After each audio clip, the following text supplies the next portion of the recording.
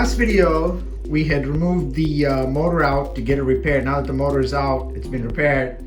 The whole idea is to put it all back together in that frame and put the whole Dewalt 734 planer back together. Let's see where it takes us. What I discovered was going to be easier to do is remove this platen stand, remove this plate which has the blade assembly, tip it on the side, take it off of the 4 pillars here and the screw threads. So when it comes off, then it's going to be a lot easier to mount everything once it's on its side. So that's what we're going to do. Using the handle, using the crank handle, I've cranked the table as far as it's going to come. And there's still a little more ways before it can be tapped out gently, before this base plate can be tapped out gently from these 4 bearing support rods that are going to be able to move this up and down. So what I'm going to do is put this all back like this. Probably use pliers here, turn it around a little more to as far as it's going to come, turn it up on its sides, and then gently tap this out with the rubber mallet so this whole unit, this whole plate unit can be removed, and then we can begin assembly on that. You need to pay attention to the blade here. It's pretty sharp, so that's something that you need to pay attention to. So I've got it up on its side. I'm going to slowly start tapping it out with this rubber mallet to see if it's going to work its way out.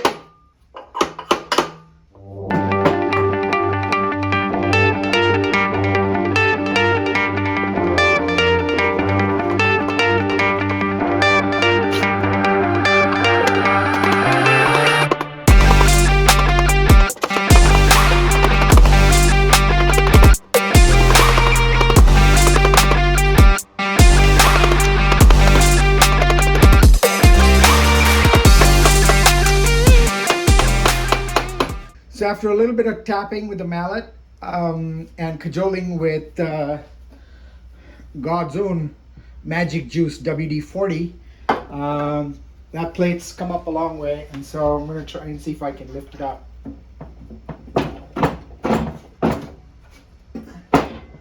It's lulling to think that it had come out quite a bit, but requires a little more persuasion, I guess.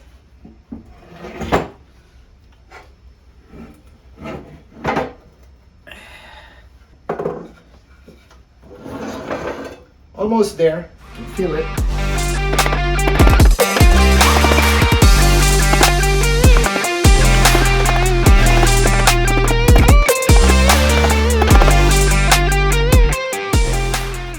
So here we are after spending significant amount of time with the persuader. I was able to tap this assembly like so. Little by little, completely.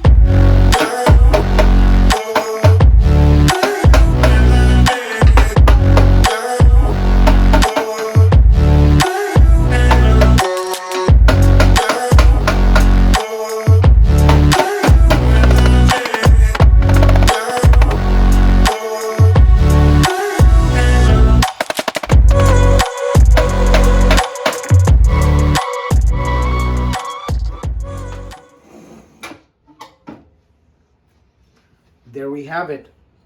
It's a lot more easier said than done, but unfortunately, elbow grease with a rubber mallet is really how this piece comes out the last 6 inches from the pillars there. So following the Mark Sodja model, I'm going to mount the motor first. I've got the locator pins position, and they go into the locator holes, and then the 4 screw holes go in right after. So I'm going to try and mount it just like that.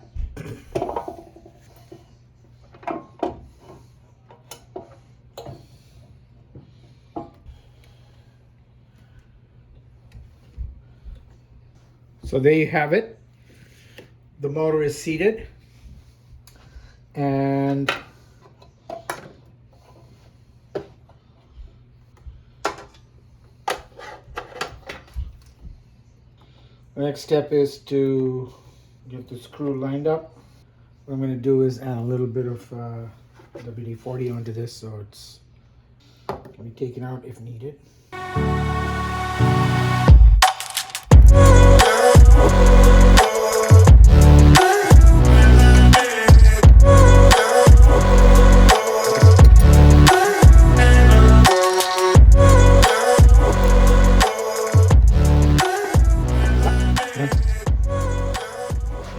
And it's got these socket heads. So what I'm going to do is add a little bit of anti-seize onto it. That way I can take it out and put it back in whenever I need to without destroying the threads. So that is seated. Let's try and screw this down.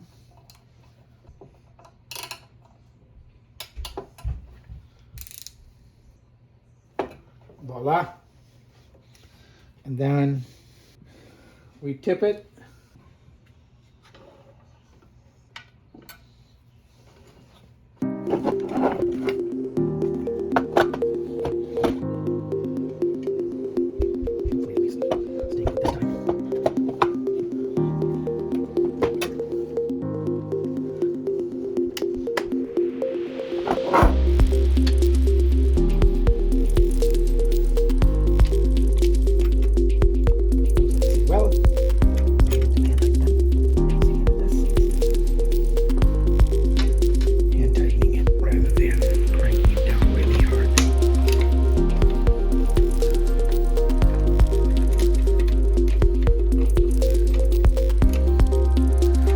Have it.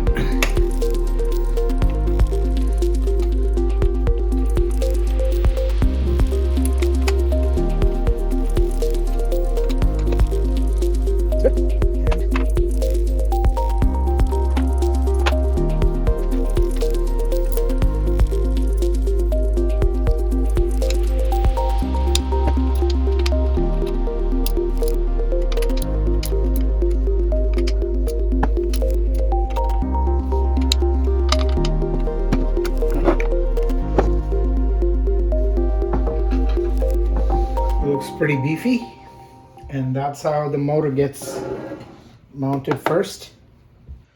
So now the motor is mounted.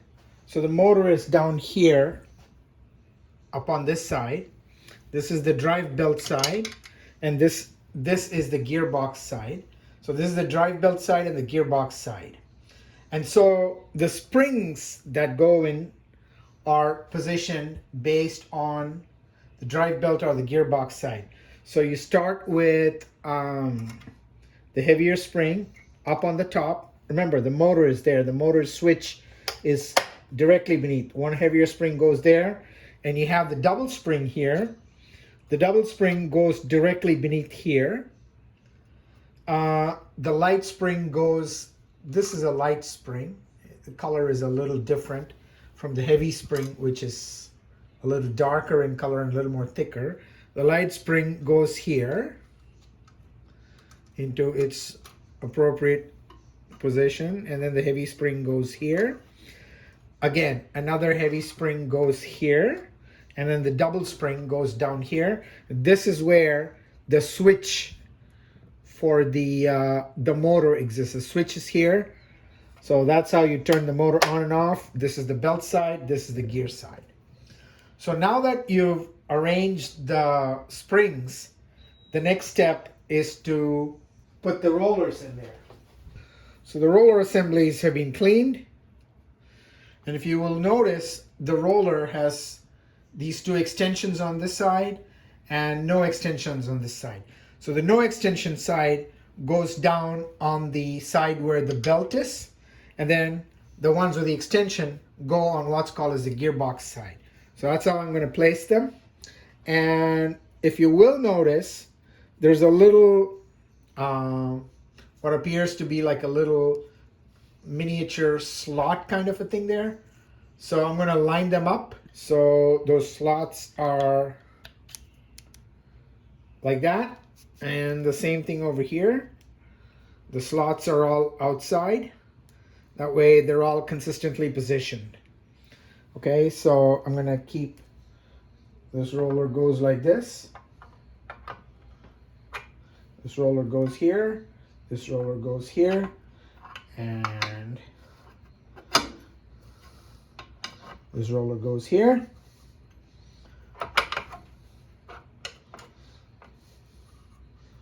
Voila, the rollers are all positioned. Now you have these little holders, screw holders and positioning holders. On this side you have slots. So the ones with the slots go on the side with the belt assembly, and on this side you have two of these other positioners that hold those blocks in place. They don't have slots, they have round holes.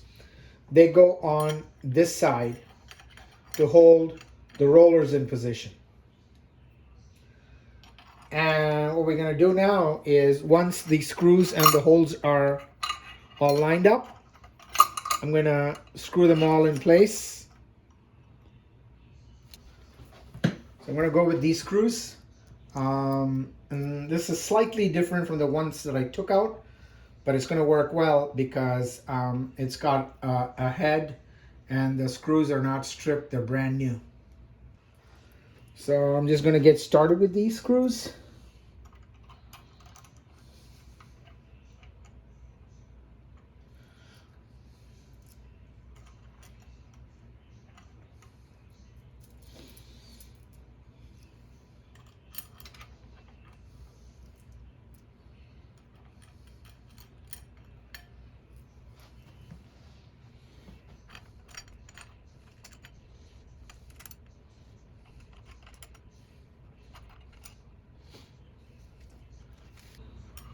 So the way these screws go in is you apply a positive pressure against the springs that's holding those blocks in place. So that's how they go in.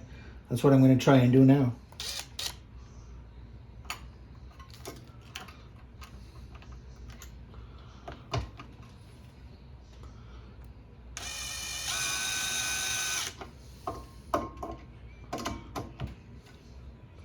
Oops, I forgot to do something. I wanted to get some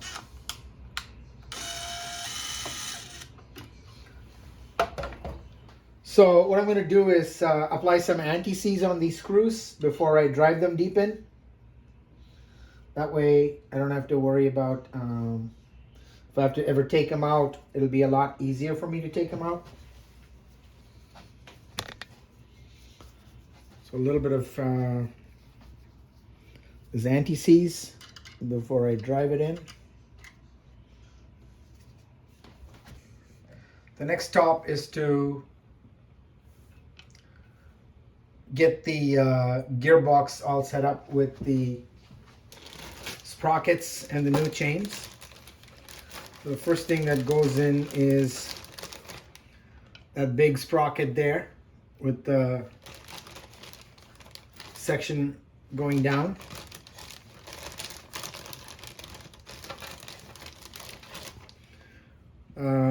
The second thing is on this sprocket here, which controls this roller and this roller. Put a spacer in there, and then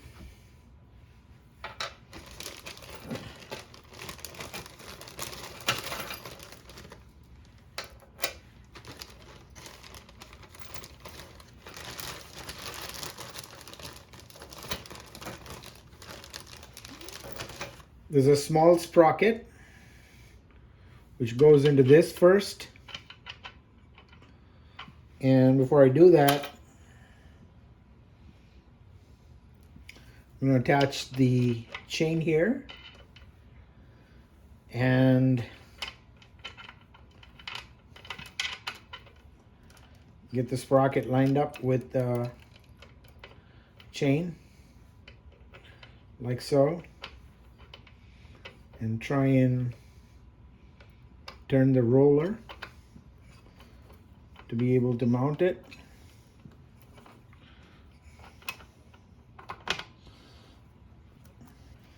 I think it needs to go a little more inside.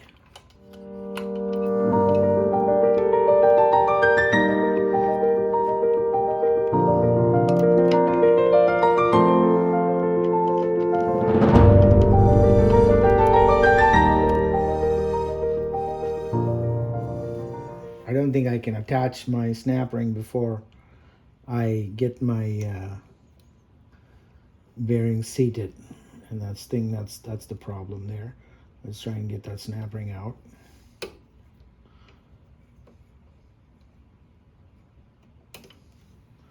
Okay, the snap ring is out. Now let's see if we can seat the chain intelligently.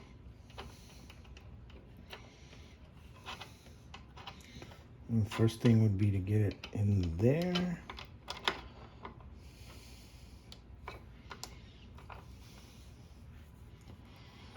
Ah, here we have it. That's pretty good. So this snap ring can go and be mounted safely there. Or let's just mount all the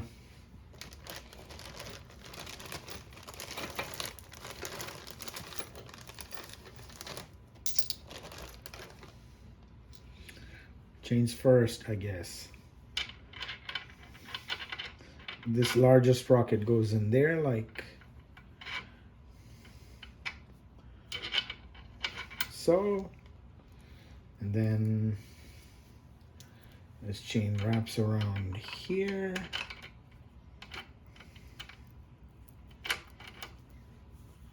and then the other end of the chain goes onto this, and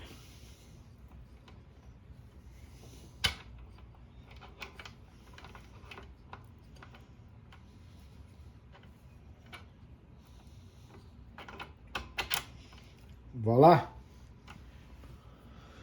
Now we're ready to set the snap rings in place. So we're going to get the first snap ring in.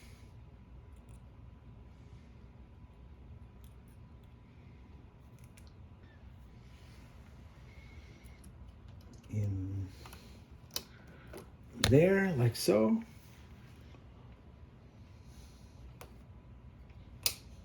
Yep. That thing ain't going anywhere. Let's get the second snap ring.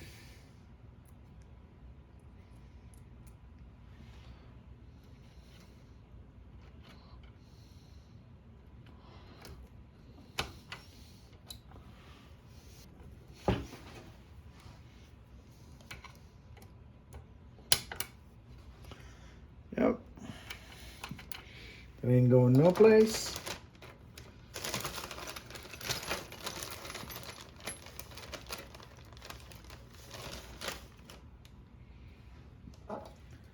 And last but not least,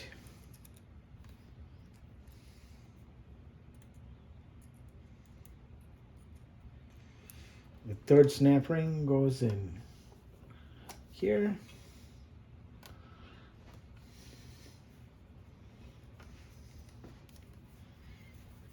Needs to be pushed in.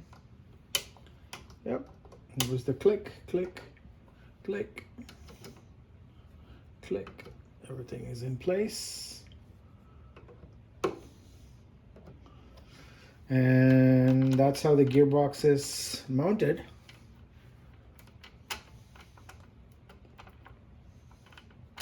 Looks like all the chain tensions look okay. Okay, okay. Nobody's gonna come out. Now, the trick is to get the belt mounted on the other side. So we've got the chains connected on this side. Now comes the belt.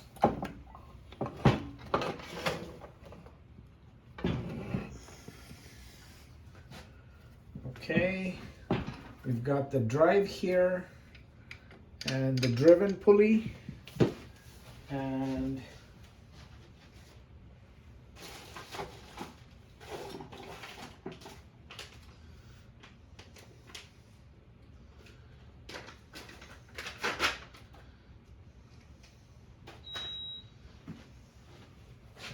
got a brand new belt. I'm going to try and attempt and mount between here and here. Not going to be terribly easy, but just like we got it out, imagine I'm going to have to slowly turn and work its way in.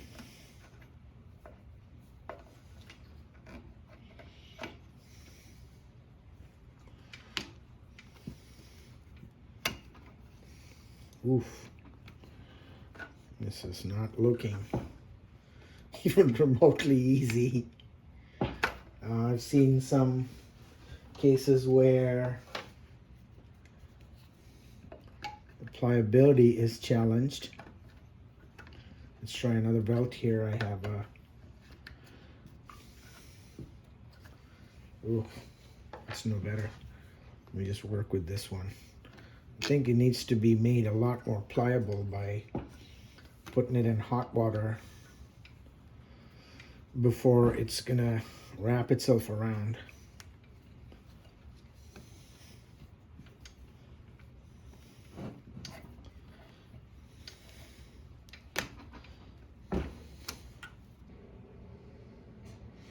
After a lot of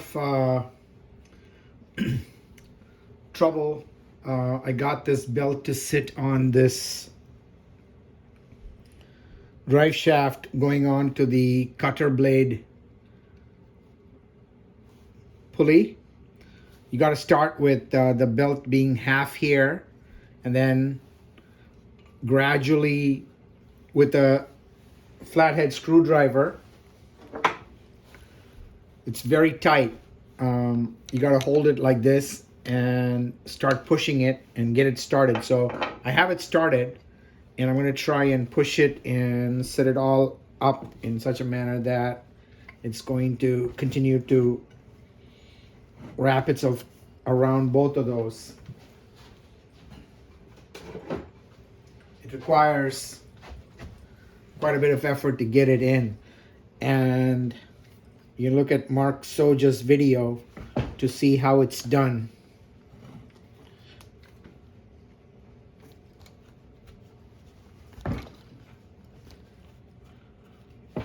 So you got to keep pushing it and rotating both of these in order to get it to seat correctly on both the pulleys, on the drive pulley and the driven pulley. It's a little more tougher than it appears. So after a lot of tugging and pushing this belt and bending it, it's in place. And as you can see, the belts, the drive pulley and the driven pulley for the blade system rotates nice and freely with the new belt that's been installed in it. So that was a bit of a pain to get it installed, but with a little bit of bending and using a screwdriver against the nut here on the internal pulley and then using that to bend it in place, you can actually get it accomplished. And it's pretty well shown in Mark Sodja's video.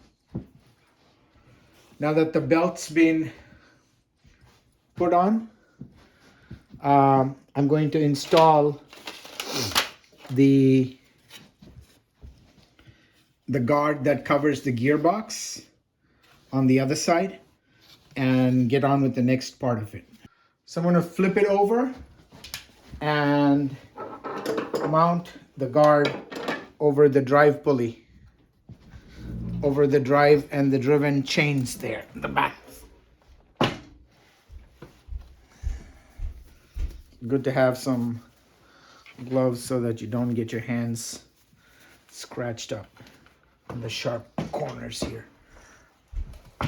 So we saw this the last time. They're all well set up. Now what I'm going to do is set this cover up. It goes into those two spots here.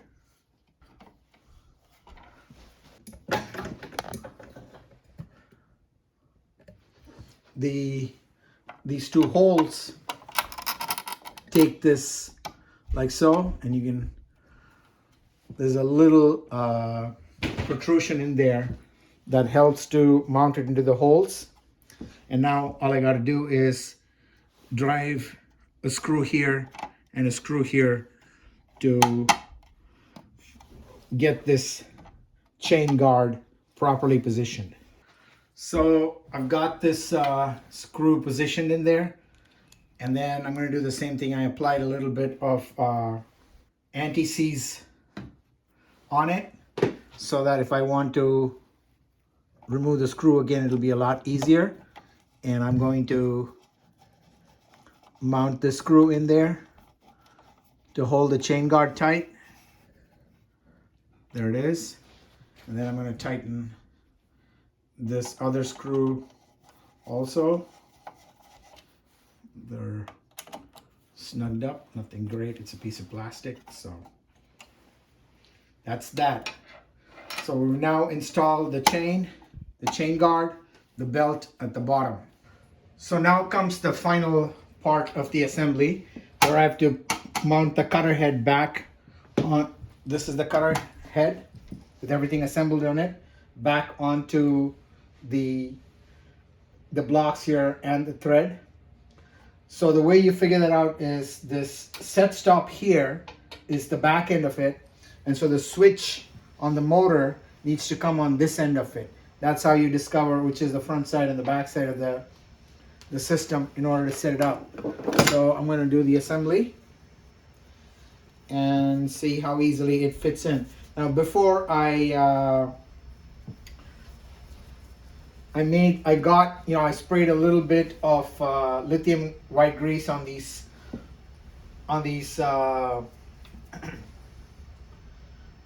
bearing blocks, and also applied a little bit of the anti-seize lubricant on the screw threads, so the whole thing is going to slide back and forth easy on the bearings here. And I'm also going to apply a little bit of lubricant, probably just a smidgen of the white lithium grease into these bushings. So we'll see how that goes. The whole idea is to get it to a nice smooth consistency so that it slips nice and easy on the linear slides here.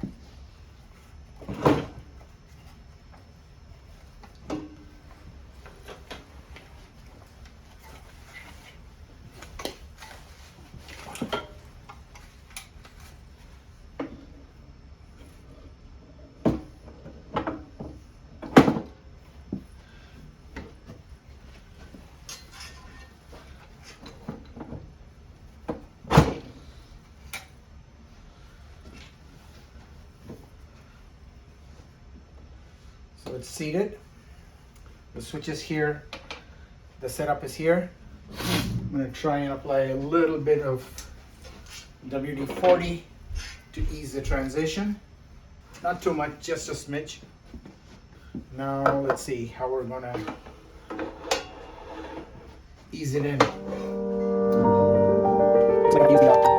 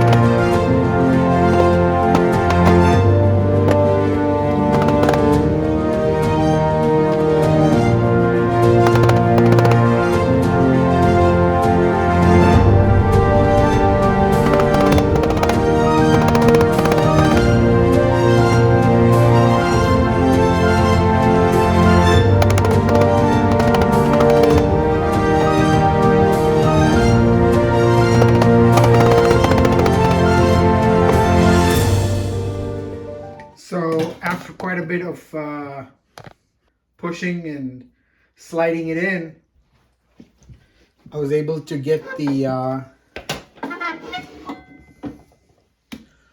head assembly unit on the sliding bearings here with the bushings lubricated. And now comes the most critical part, which is setting up the screw height correctly.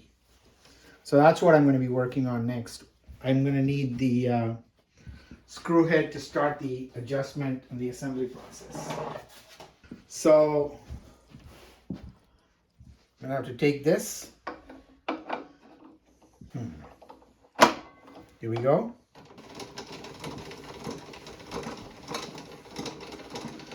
You can see the head assembly going down slowly but surely. Now comes the critical part to make sure that the screw heights are the same from the blade, from this flat plate here to the blade height is the same on both sides to make sure that the screw engaged correctly. That's the next part of what I need to do.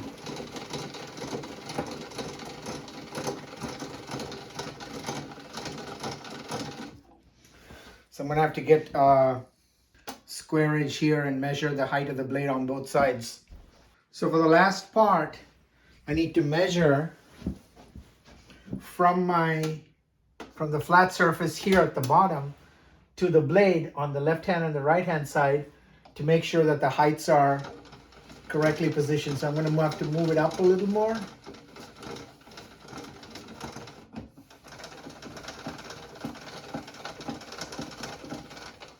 And check it.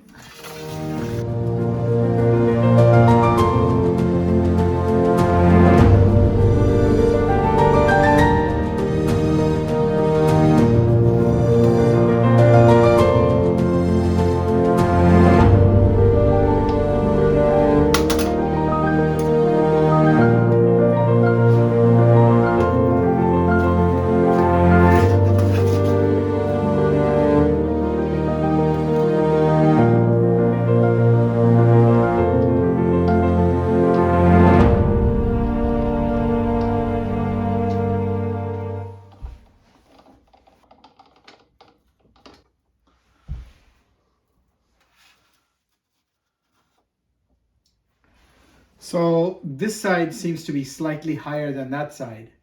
So what I got to do is access the set screws at the bottom of this screw, loosen it up just a tad so that both sides are even.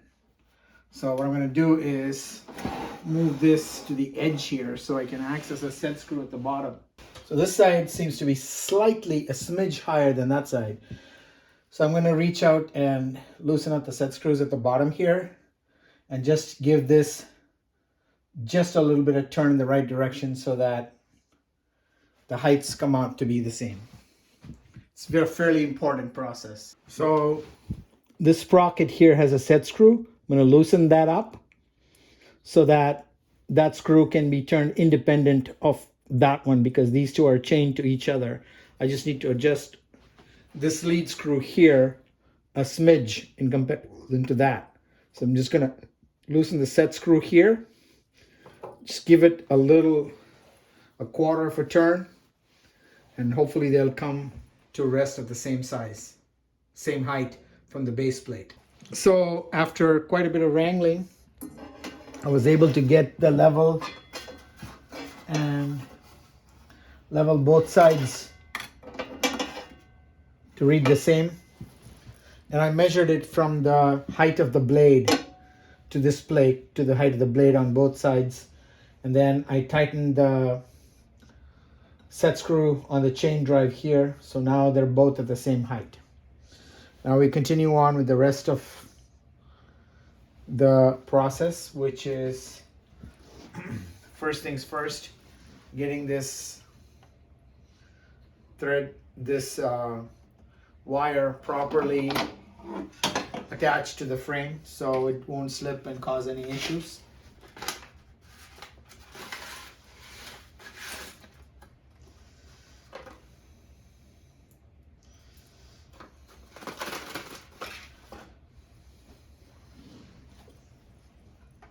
It's just a Phillips. So I'm just gonna go with the Phillips here.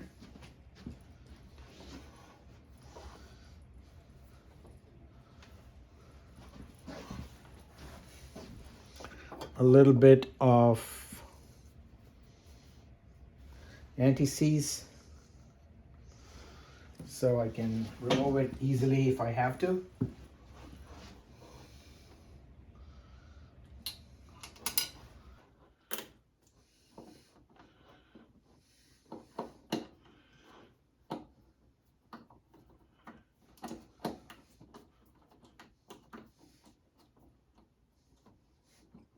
So this is a tiny screw. This is the one that holds the motor cabling onto the frame here.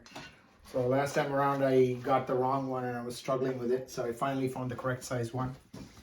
And I'm going to apply a little bit of the anti-seize on it. So if I have to take it out again, it's going to be a lot easier for me. And once I apply the anti-seize,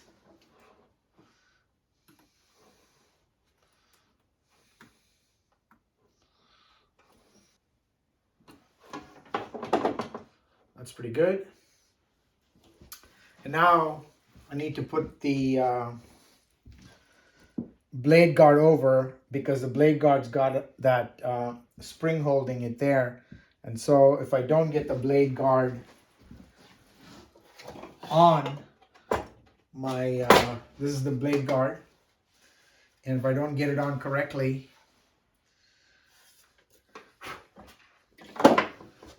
the cutter will not rotate. The blade assembly will not rotate because there's a spring latch here that holds and locks the blade guard, that holds and locks the blade.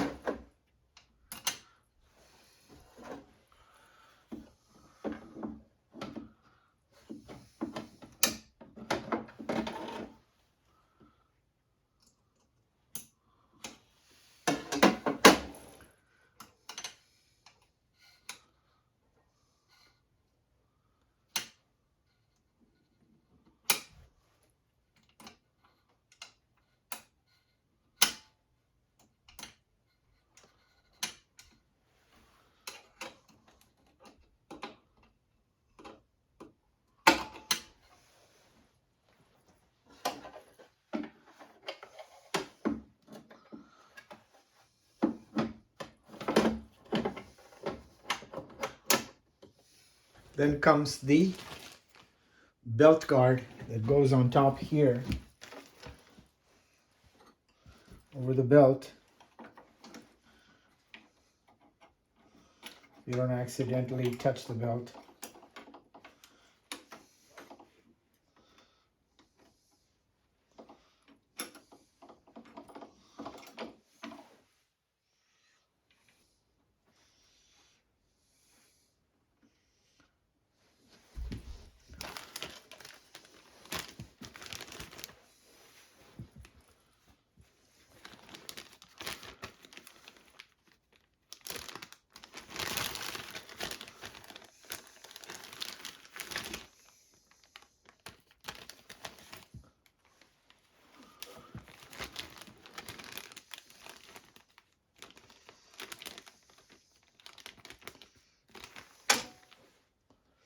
That's the one for the belt guard. It's got its own washer.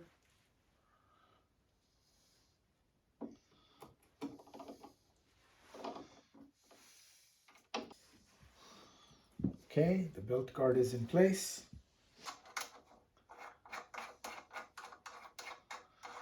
So I'm going to do the same thing. Apply a little bit of anti-seize compound on it. We have it. Use the original tool that came with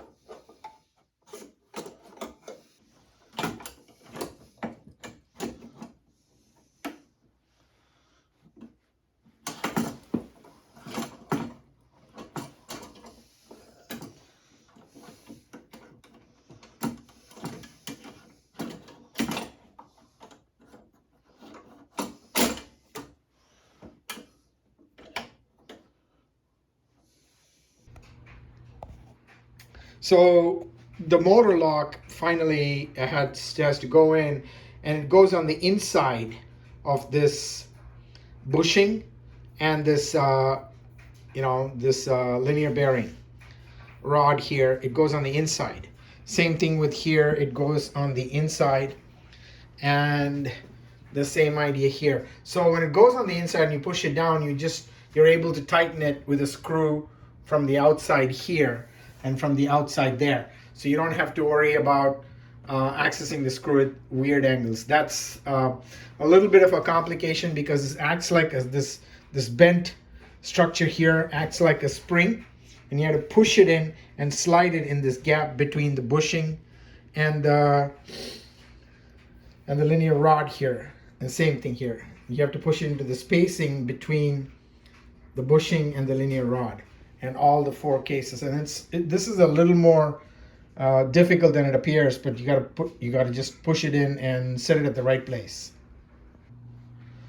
So I got the motor lock all set up correctly. If you will notice, the motor lock goes on the inner side here, and it's locked here. Same thing with that, it goes on the inner side. Same thing here on all the four sides. The lock arms go on the inner side of this journal that goes on here. And now what you can do is, if you come in front of the motor, that's in the unlocked position, that's in the locked position. That prevents the motor from moving while it's moving this way vertically up and down, because it's all locked. And now you can open it, and now you can lock it. This was a bit of a which to figure out how to do it right, but it's done. So now we're almost at the end of it. All I need to do is put the cover and then do a final test run. So I'm going to put the cover back on. This says it's the feed direction.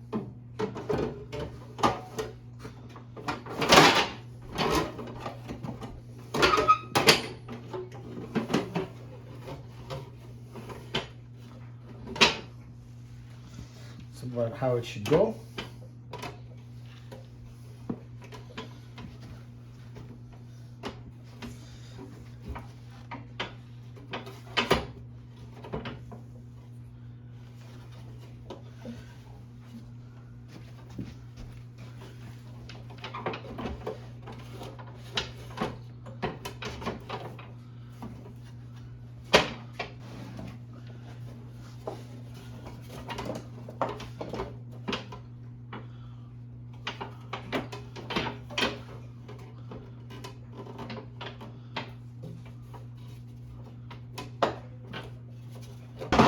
I think I know what's wrong.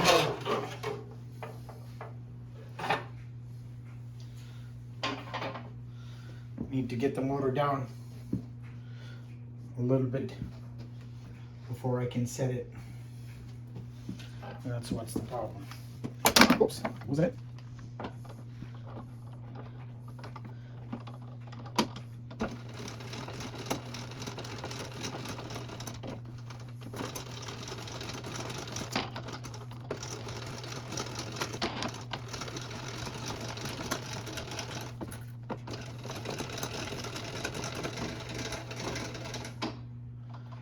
Okay, now let's try putting the cover back up again. That's the feed direction.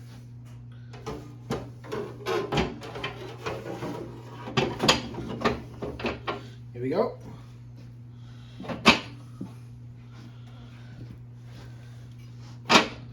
Here we go. And this time I'm also changing the bolts that go and hold this to the top. Those special Torx bolts were all stripped. I was supposed to use this, were all stripped. So I'm just going to go with the regular metric bolt there, with one little difference. It's going to have a little bit of anti-seize on it, so it can go in and come out easily. And it looks a lot better because it blends with the same color anyways. Same idea.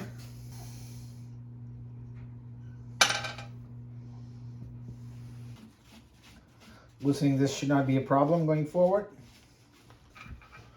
And the last of those bolts that hold it before you can say it's complete. I'll just hand tighten it for now. It should be more than enough. And last but not the least, I got one final hex job to be done. That goes in. I'm going to use the tool that they provided. So, locked in tight. You can move it this way. That goes 1/64, 1/32, 3/64, back to 0 again. So that's how you put this all back together. The motor had some bolts here that had to be put in. We changed the belts, we changed the sprockets, mounted it all up in the right place, give it one last wipe down, and we should be ready to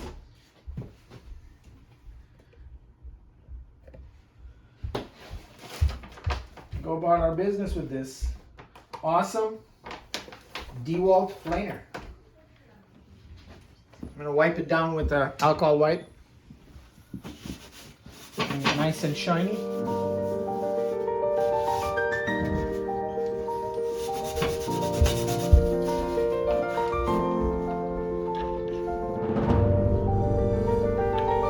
The motor all wiped and clean. The infeed and the outfeed table look pretty clean.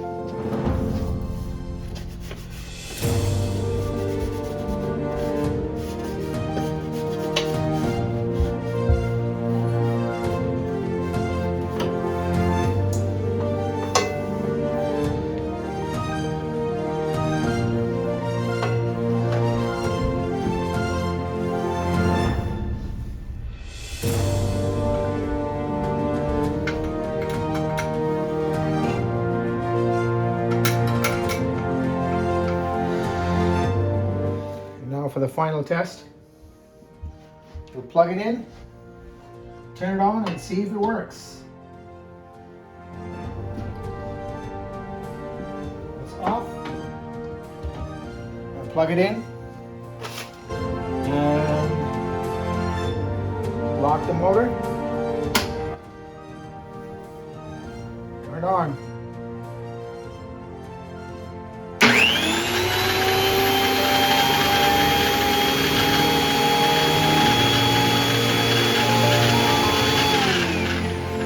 No sparks anywhere. Loud and clear. It's announcing that it's a Dewalt. And then we'll try to put a piece of wood there to see if it really planes well. That brings us to the end of this project.